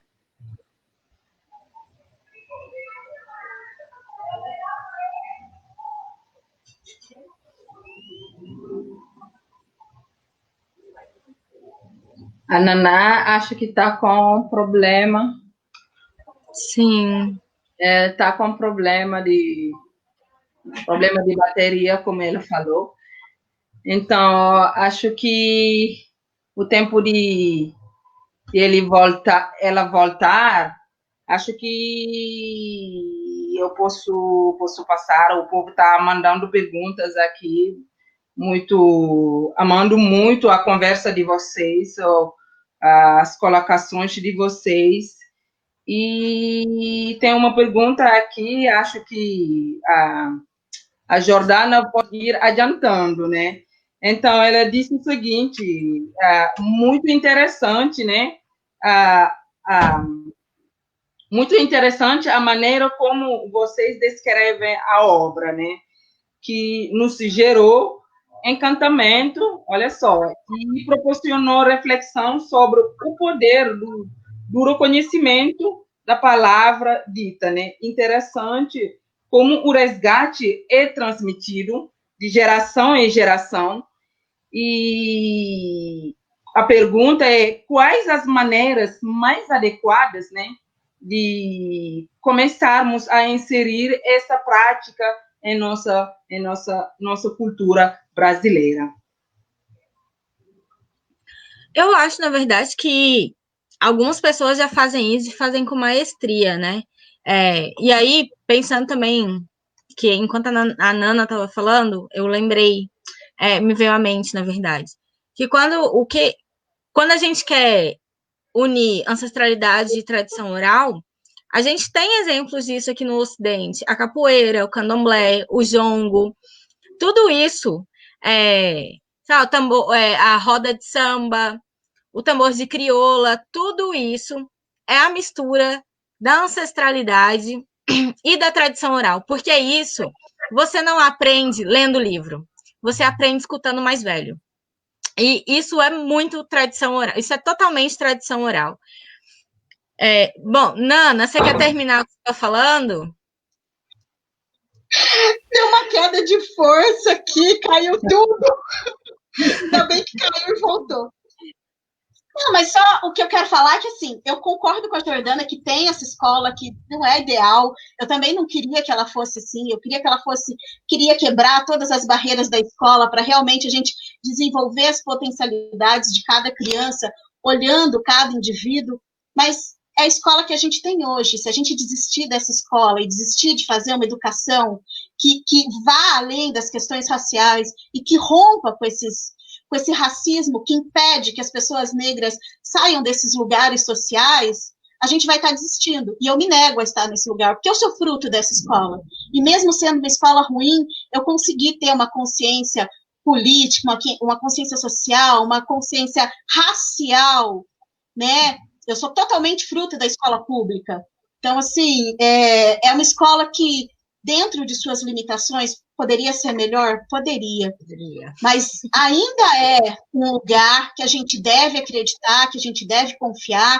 E eu sei, a gente passa muitas vezes por essa questão das pessoas não entenderem a nossa literatura, não entenderem a questão da macumba, da religião, mas isso é tudo culpa do racismo estrutural que está na nossa sociedade e que nos limita. Então, quando as pessoas falarem, olha, vamos fazer um abaixo-assinado para tirar esse livro aqui, o pai tem direito de dizer o que o aluno pode ou não pode ler, mas a gente tem que, entre aspas, a gente não devia educar, mas a gente tem que tentar educar. Eu, como educadora, eu mostro porque o livro é bom, porque o livro deveria estar lá, né? E por que a gente precisa fazer a leitura desse livro? Para que as crianças deles não tenham esse comportamento que eles estão tendo. É difícil? É. O pessoal aqui de casa já sabe. Tem dia que eu chego da escola chorando, porque eu já estive em escolas em que metade dos professores não gostavam de mim. E simplesmente porque eu levantava essas bandeiras. Então, assim, para o educador também é difícil. Mas é um lugar que a gente não pode deixar de estar, é uma proposta de vida que eu acho que os educadores têm que ter, porque ser educador é uma proposta de vida, não é só uma questão de ganhar salário, a gente sabe disso. Claro que a gente precisa de salário, precisa de suporte, precisa disso tudo. Então, assim, uma arma que a gente tem, né, é a literatura, é levar a literatura, né? Então, a literatura, ela nos tira desse limbo, muitas vezes. Mas a gente precisa ter educadores, e a gente precisa que os pais respeitem mais os professores, para entender que os conteúdos que nós estamos passando são conteúdos sérios. A gente sabe o que está fazendo, a gente estudou por isso. E aí a gente entra em outro problema dentro da educação. Todo mundo acha que pode colocar defeito no nosso trabalho. Sem ter sequer lido uma linha sobre o que é preciso dentro do sistema educacional. Então, isso é um grande problema. E daí eu discordo contigo concordando, porque é muito difícil isso. Não, sim, claro. claro. É um caminho difícil. Não, é claro, eu super. É isso, né? A gente concorda discordando. Eu sou um pouco mais fatalista, assim, né? Não, eu super. Quando você diz que não é só concessão, é luta, é sim, é conquista. Mas eu também entendo que é concessão no sentido. Por que eu digo isso? Porque enquanto eles aprovam uma lei, eles continuam com o genocídio do povo preto, sabe? Essas coisas, assim. Ainda, né? Que aí eu concedo uma coisa, mas eu continuo matando pessoas. Enfim, essa vida do povo preto. A estrutura permanece. Exato. A estrutura permanece. Isso. Nossa, boa colocações, muito interessante, né? Aí, continuando, né, que a Jordana engatou, né, e acho que melhor eu voltar, né, na pergunta, né? Então, a pessoa que colocou a pergunta, né, começou por agradecer, falou que é muito interessante, né, a maneira como vocês descrevem a obra, né, e que nos gerou encantamento e proporcionou reflexões sobre o poder do conhecimento e da palavra dita. Interessante, comum, o respeito é transmitido de geração em geração, né? E a pergunta foi: quais as maneiras mais adequadas de começarmos a inserir essa prática em nossa cultura brasileira? Acho que mais ou menos foi uma pergunta que já está, que vocês já estão discutindo, né? A gente sai da sala de aula para talvez a vida familiar, né? Bom, eu recomendo que a pessoa leia. Ler é sempre um bom caminho. E leia o quê? Leia mulheres negras, leia escritores negros, leia escritores africanos, leia outros mundos, conheçam outros lugares. Porque quando a gente sai do nosso lugar, a gente começa a pensar sobre as coisas.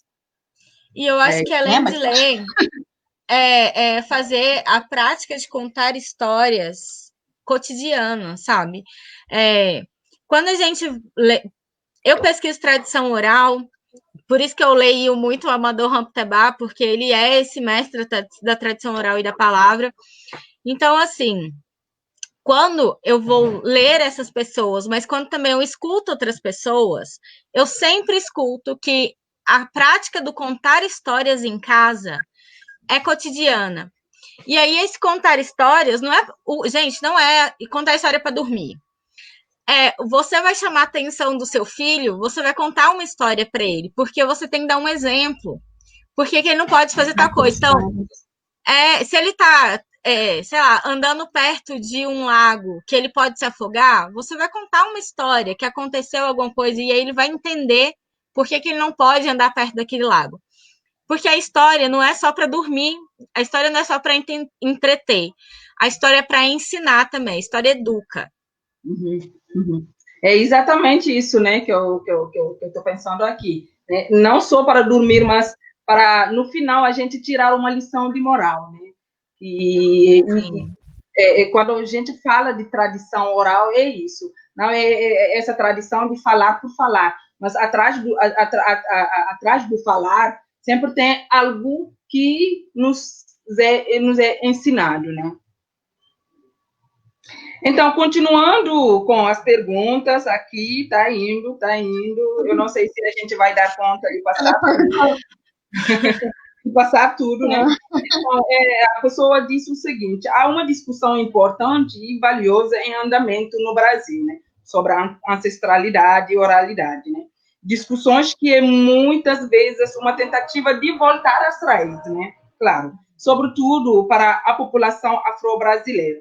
E como a pergunta é como a autobiografia de Amadou Hampâté-Bâ ajuda esses leitores brasileiros a compreenderem a importância desse retorno às raízes, né? Retorno às nossas tradições. Deixa para a Jordana. Bom, é interessante pensar, porque assim, quando o Amadou termina o livro se despedindo da mãe. E aí, quando a mãe vai se despedir dele, ela deixa para cada dedo da mão, ela conta, e para cada dedo da mão ela deixa um conselho. E aí, conselhos como respeite os mais velhos, faça perguntas, peça conselhos e seja discreto. Ou dê um presente para o mais velho quando ele oferecer um conselho. E tem muitos mais conselhos, né? Mas o Amadou, ele vai mostrar pra gente, nos pequenos detalhes, o quão importante é você saber quem você é. E aí é a sua raiz, né? É saber quem você é, porque a gente sempre tá caminhando, a gente tá caminhando pelo mundo. E aí, quando a gente tá caminhando, a gente tá saindo do lugar, a gente tá indo para algum lugar. Por vezes, a gente não sabe para onde a gente está indo, mas a gente sabe onde a gente quer chegar. E se a gente não souber de onde a gente veio, esse caminho ele vai ser totalmente perdido. E eu acho que é o importante, assim, quando a gente lê o Amadou, a gente vai ler a Chimamanda, a gente vai ler o Chinua Achebe, enfim, qualquer escritor que seja africano, no continente africano, eu acho que quando a gente lê, a gente tem que primeiro tirar essa névoa ocidental do olhar para a gente ler. Porque se eu tô, por exemplo, a Nana falou disso, que as mulheres ficam com os filhos até os 7 anos de idade, né? Mas aí a gente tem que se perguntar por quê? Porque se eles se divorciaram, por que que fica? E aí, por quê? Porque é muito mais fácil para a mulher arranjar um casamento se ela não tiver os filhos para cuidar. E para o homem, ele arruma casamento de qualquer forma. E aí, nessa religião, eles entendem que a mulher precisa continuar a vida. Ela não vai perder o contato com o filho.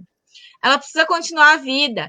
Então, é mais fácil para ela se o pai estiver com as crianças. É do jeito que a gente faz? Não é. Tá errado? Também não tá. Mas a gente precisa entender essas diferenças. Como é que a gente vai...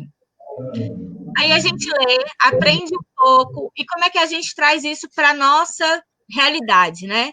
porque a gente precisa fazer com que seja funcional para a gente, que dê certo para a gente. A coisa do se a gente divorcia e deixa o filho com o pai não dá certo, talvez não dê, então a gente não faz isso. Mas o que a gente vai fazer? A gente vai ler mais, a gente vai ouvir mais, principalmente. E aí, a gente vai tentar se voltar para esse passado, que não é um passado, né? Porque em África não existe um passado, não existe um futuro. Tá tudo ali, ó, assim, ó, de mãozinha dada um com o outro, entrelaçado. E aí a gente tenta aprender com o que já aconteceu, com quem veio antes da gente, para a gente tentar construir um futuro melhor. E aí, esse futuro melhor, eu não estou dizendo que é cheio de máquina e tecnologia, gente. É a gente aprender a viver em harmonia. A gente aprender que não somos indivíduos isolados no mundo, que a gente está vivendo em comunidade, que a gente tem que acabar com o racismo, que a gente precisa fazer com que os nossos meninos fiquem vivos, enfim, coisas desse tipo. Nossa, que conversa gostosa. Posso trazer umas sugestões? A Jordana falando, daí eu já pensei que eu sou muito prática, né? Eu sou do chão, né? Eu sou do chão da sala de aula. Então, assim, como trazer esses elementos para o real, né? Tipo, o professor de história, ele pode fazer mapas conceituais, né? Sobre a formação dos povos naquele momento, né? Sobre as etnias. O professor de geografia pode falar daquela vegetação, de como era o Dali antigamente, de como é hoje. O professor de ciências dá para fazer um organograma familiar, pai, primo, tio, eu não sei como chama isso. Que eu sou da Árvore genealógica. A professora de árvore genealógica, dá para fazer isso também apenas com o primeiro capítulo, que tem cerca de 50 páginas. No primeiro capítulo você já consegue fazer tudo isso. A professora de língua portuguesa pode trazer algumas interpretações de texto, de momentos sensíveis. Tem muito provérbio ao longo do texto. Pode trazer esses provérbios e tentar trazer para esse momento atual que a gente está e tentar entender esses provérbios. Desses provérbios dá para fazer desenho, dá para fazer histórias, criar outras narrativas. E daí, quando você cria uma narrativa através de um provérbio, você já está desenvolvendo a oralidade e um conhecimento ancestral que é de um outro lugar. Assim, só pensando na praticidade, que às vezes as pessoas, né, gostam dessa praticidade. Colocar tudo isso em prática é muito difícil, né? Por isso que a gente tem essa dificuldade, por isso a gente tem a necessidade de preparar materiais didáticos para que as pessoas possam, né, ter essa coisa do, né, o que eu faço agora? Então, é muito importante que nossos livros didáticos, eles contenham essas atividades e esses textos, para que o professor não fique tão perdido. Mas, assim, eu trouxe algumas sugestões em cima das falas das meninas que elas foram falando, eu fui pensando aqui, mas dá para pensar muita coisa em cima de um livro. Exatamente, né? É uma conversa muito gostosa, muito que a gente pode ficar aqui a noite inteira falando sobre essa obra. Essa obra não tem fim, não tem fim. Mas, infelizmente, né, até tem umas perguntas, mas devido ao tempo, a gente não vai conseguir passar todas essas perguntas, mas a gente lamenta muito de não conseguir, porque é uma obra que tem muito que ensinar, muito, muito, muito. E, por isso, quem ainda não leu a obra, corre e vai mergulhando, vai cair no mergulho dessa obra. É muito, muito, muito sensacional. Até com as palavras eu não consigo descrever toda esses sentimentos que a gente descobre, os sentimentos que surgem no decorrer dessa obra. Então, como devido ao tempo, né, aí eu vou chamar agora, a gente já chegou quase no final dessa linda conversa, né, eu vou chamar, né, a Lúcia Destinesa, do coletivo, né, para nos falar sobre o sorteio. A gente chegou nesse momento tão esperado, o momento do sorteio do livro. Aí vou chamar aqui a Lúcia.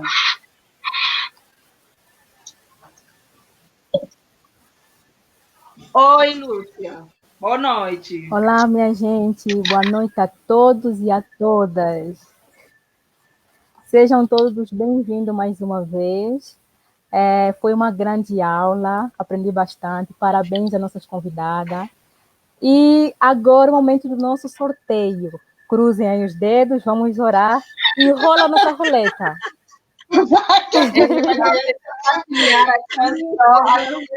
Todo mundo. A gente vai ver quem vai ser essa sortuda. Vamos cruzar os dedos. Vamos cruzar os dedos. Eu tenho com tudo que vou falar, a certeza que todo mundo para ser sorteado. Então, vamos cruzar os dedos. Aí vamos, Lúcia, e ver quem é o sortudo. Vamos lá.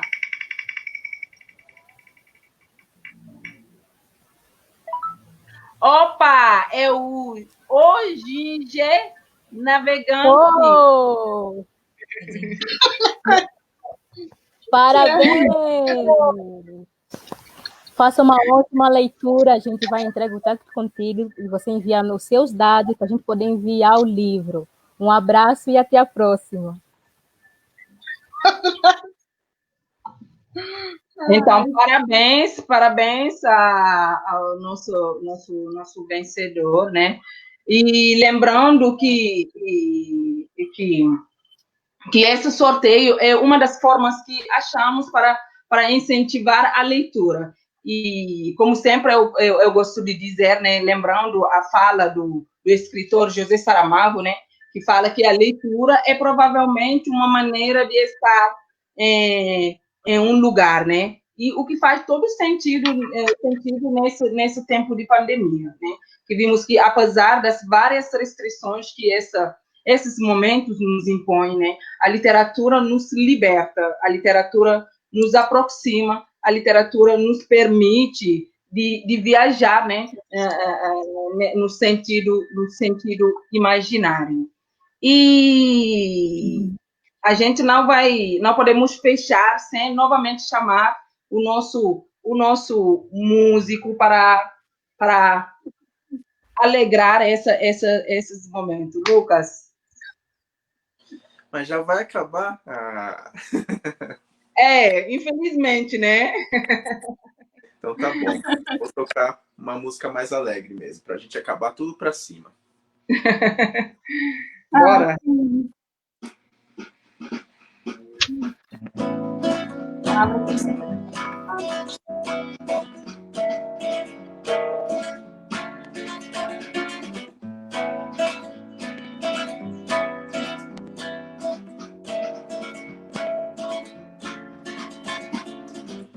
Hoje acordei pra ver o sol nascer e o dia começar.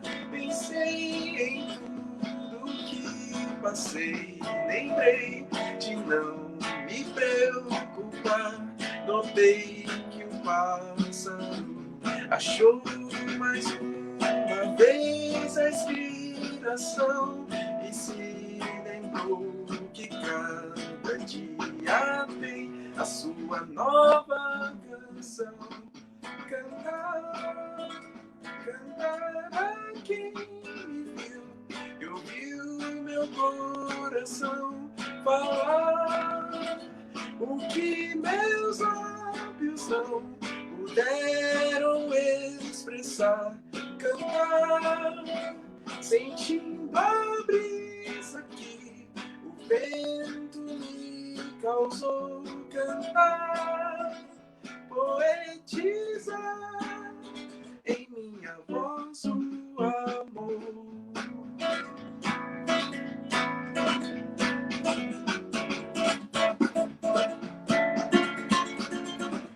Hoje eu sorri pra aquela moça que me viu cantarolar. Parei pra ouvir o desabafo de quem estava a chorar. Notei que a vida é muito mais do que apenas trabalhar e ser feliz, é ter a paz de quem aprende a amar, cantar a quem me viu e ouviu meu coração falar o que meus lábios não puderam expressar, cantar sentindo a brisa que o vento me causou, cantar, poetizar em minha voz o amor.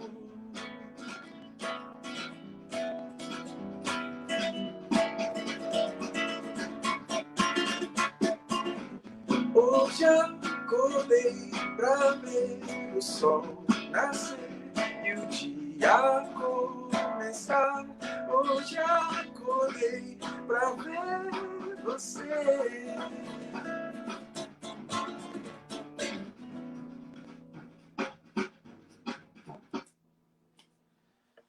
É isso aí, galera. Valeu por tudo. Show de bola. Nossa, tá. Você deu um show. Tá maravilhoso. Obrigado. Maravilhoso. Dá para ficar aqui ouvindo essa música, ouvindo essa fala de cada um de vocês até amanhã. Então, a gente está chegamos no fim, quase estourando aqui o nosso tempo, e gostaríamos, assim, gostaria que cada um de vocês, né, que cada um fizesse as suas últimas considerações, por favor, Naná e Jordana.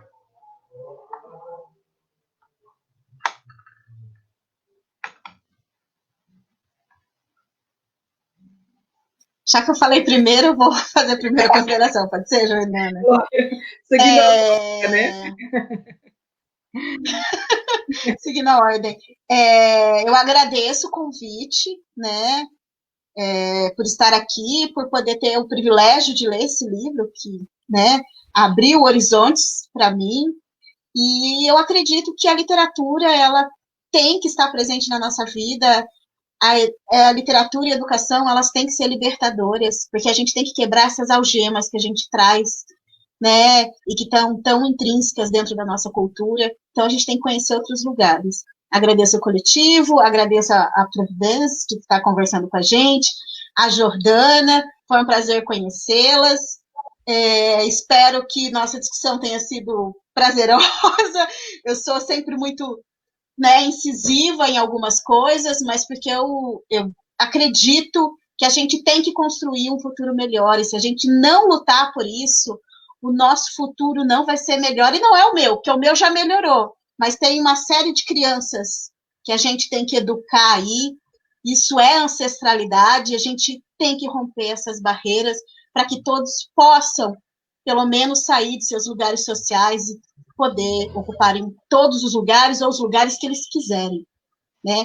A gente tem que construir esse mundo melhor, e o Ampatê passa isso para a gente pela leitura desse livro, né? Quando traz toda essa história, a história da sua infância, com esse olhar tão sensível, com essa escrita tão cheia de metáforas, como a Jordana fala, mas eu digo cheia de provérbios que eu não conhecia e que passei a conhecer e que eu quero colocar a partir de agora na minha vida. Obrigada, gente. Bom, eu também quero agradecer o convite, agradecer as meninas por terem conversado comigo também, né? Porque eu acho que isso aqui é um espaço de troca que a gente criou. E aí, esses espaços aqui, para mim, assim, são esses momentos prazerosos da vida. Ler sempre é bom, né? Assim, eu sou essa pessoa que ama ler, eu leio bastante. Eu leio menos literatura do que eu gostaria, porque a gente tem essas obrigações da vida acadêmica para cumprir. Mas assumir um compromisso de ler um livro de literatura é uma coisa, assim, sensacional. É muito, muito prazer que a gente sente o tempo todo. Mas assim como a Naná, bom, Naná, eu acho que ser incisiva não é problema. Acho que a gente tem que ser, sabe? Mulheres pretas do mundo, para elas serem ouvidas, elas precisam ser incisivas. E é isso. A gente aprendeu isso e não tem o que fazer mais. Não tem problema, eu acho, mais. Mas eu acho bonito essa força, né, que a gente vê quando a gente lê esse livro, quando a gente lê outros autores e autoras africanos, e quando a gente se escuta. E aí eu acho que a literatura é o momento também da gente escutar o que o autor diz, mas escutar o que o outro está dizendo, porque é o momento também de você se aproximar.